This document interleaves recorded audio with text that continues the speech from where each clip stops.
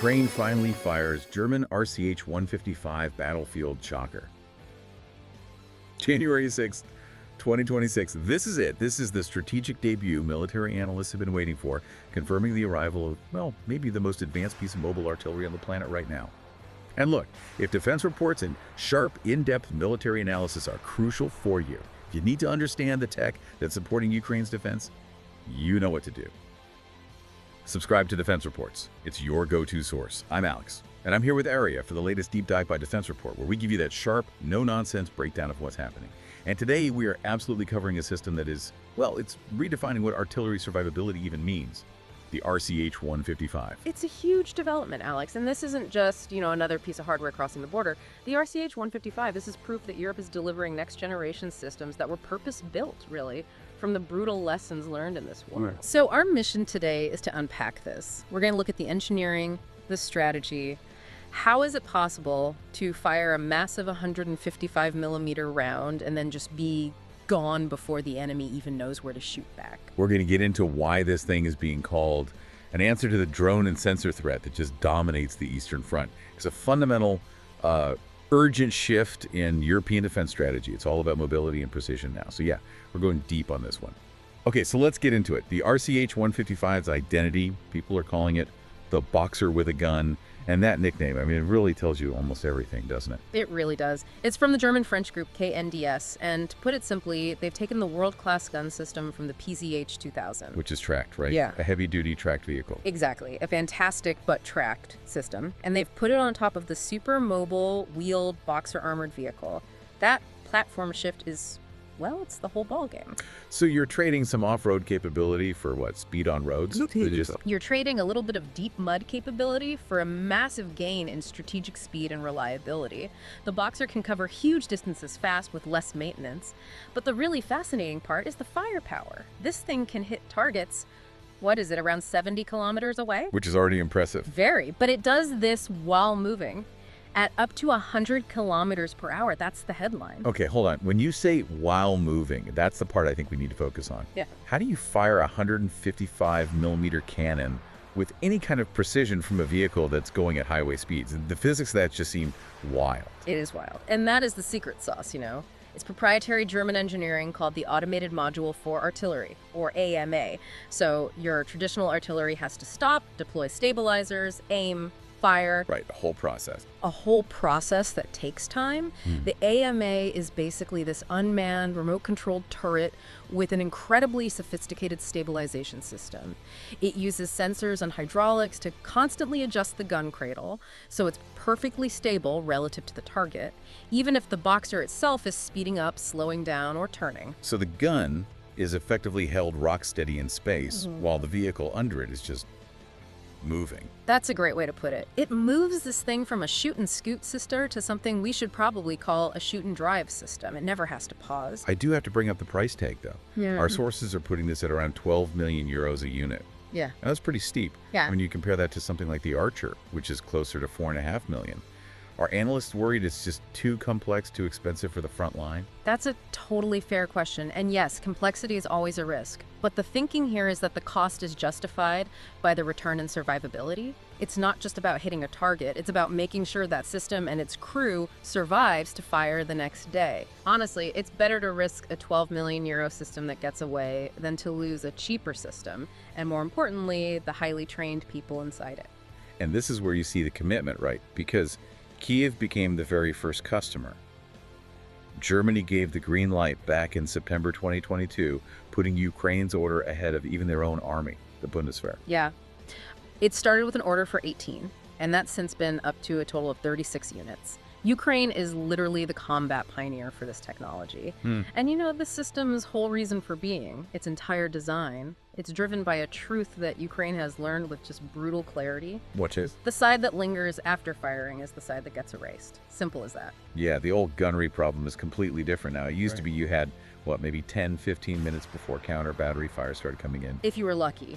That window is gone. It's evaporated. With all the sensors, the radar, drones everywhere, that kill chain from the moment you fire to the moment a shell lands back on you is now measured in minutes, sometimes under 60 seconds.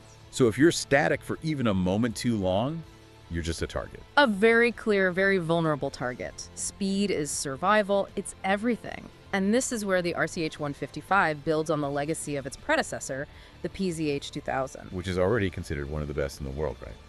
It's done incredibly well in Ukraine. Exceptionally well.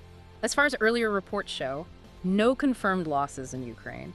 And a big part of its survivability is that it can fire off a burst of 3 rounds in just 9 seconds, get the shots downrange, and move. But the RCH-155, as you said, it takes that to a whole new level. It can scoot while it shoots. The old way was stop, aim, fire, pack up, and then scoot. Right. This thing just does it all at once. It's firing while it's already repositioning. There's no pause. And that completely shatters the enemy's targeting cycle. Think about it. By the time a Russian system calculates where that shell came from, the RCH-155 isn't there anymore. It's already several kilometers down the road going 100K an hour. You're shooting at a ghost. You are shooting at a ghost. The return fire is useless. It is the perfect technological counter to that modern sensor-driven threat. It's all about tempo. The side that can complete that cycle, find, fire, and escape the fastest, wins. So let's zoom out. What does this mean for the bigger picture of European defense? Because this isn't just about one system for Ukraine. This feels like it's pushing modernization across all of NATO. Oh, absolutely. The RCH-155 is now setting the gold standard for mobile artillery. You know, you look at the top systems in the world right now, the PZH-2000, the South Korean K9, the Swedish Archer, French Caesar. And a lot of those are already proven in Ukraine. Yeah. PZH, Caesar, the Polish Crab. They've all shown how critical this kind of mobile long-range fire is. Exactly. And now other European countries are scrambling to get this new RCH-155 capability. Germany, for instance, after seeing how valuable it is for Ukraine, just confirmed their own purchase in early January 2026. 84 units. Wow. For 1.2 billion euros. They saw it work, and now they want it for themselves. The urgency is real. And look at the UK, their old AS-90 systems. The replacement was planned for way later this decade.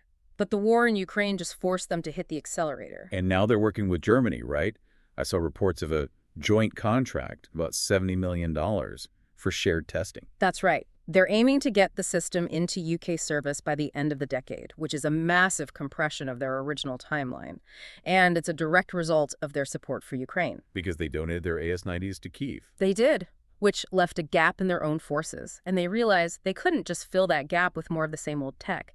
They needed a system that incorporated these lessons on survivability learned the hard way in Ukraine. So this joint UK-Germany effort, it shows NATO allies are starting to act more like a single bloc, industrially and operationally. It's the only sensible response, really. Yes. They're sharing data, aligning standards. It's all about speeding up deployment for this next generation of weapons. And you see it in the money, too. The hard data shows Europe is really stepping up. As of late last year, European military-industrial output for Ukraine had actually surpassed the U.S. It's a profound strategic shift. We're talking about European commitments of over 167 billion euros, plus more pledged.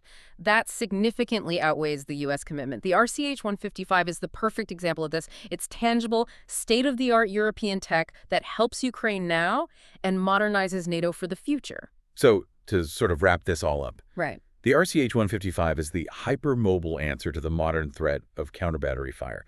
The key isn't just that it's fast, it's that it can fire accurately while it's moving, which just breaks the enemy's ability to target it. Its deployment shows Ukraine is getting the very best European technology, and that in turn is forcing the rest of NATO to modernize faster. It's all about mobility, speed, and survivability. That seems to be the winning combination. It is, and that leaves a big question for you, the listener, to think about. Given that the success of these systems depends on fast surveillance and targeting, how quickly can Russia even hope to field something that can counter the RCH-155?